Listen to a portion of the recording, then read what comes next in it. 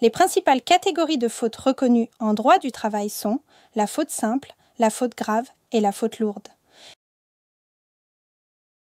La faute simple est la faute qui ne présente pas un caractère de gravité suffisant pour imposer la cessation immédiate du contrat de travail.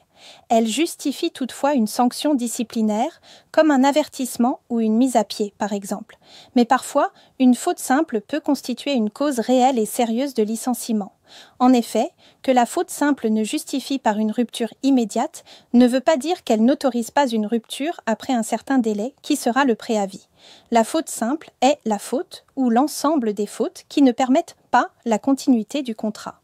Des retards occasionnels pourraient justifier un avertissement, par exemple, mais la persistance de ces retards après rappel à l'ordre ou un avertissement justifierait le licenciement pour cause réelle et sérieuse.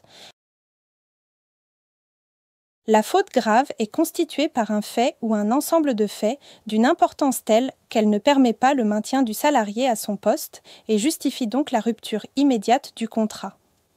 Entre dans cette catégorie la violation des obligations découlant du contrat de travail ou un manquement à la discipline. Par exemple, le non-respect d'une consigne de sécurité, une insubordination caractérisée envers la hiérarchie, le non-respect des horaires, le refus d'exécuter des heures supplémentaires demandées dans le cadre légal ou le refus de suivre une formation imposée par l'employeur et nécessaire à l'exécution du travail sont autant de cas qui justifient le licenciement pour faute grave. La faute lourde suppose l'intention de nuire à l'employeur. C'est cette volonté intentionnelle qui la différencie de la faute grave. Le sabotage, l'espionnage, la violence envers la direction, le vol avec intention de nuire constituent des fautes lourdes. À très vite pour de nouvelles vidéos autour de l'actualité sociale. Votre soutien compte, likez, commentez et partagez le post pour continuer à faire grandir la communauté.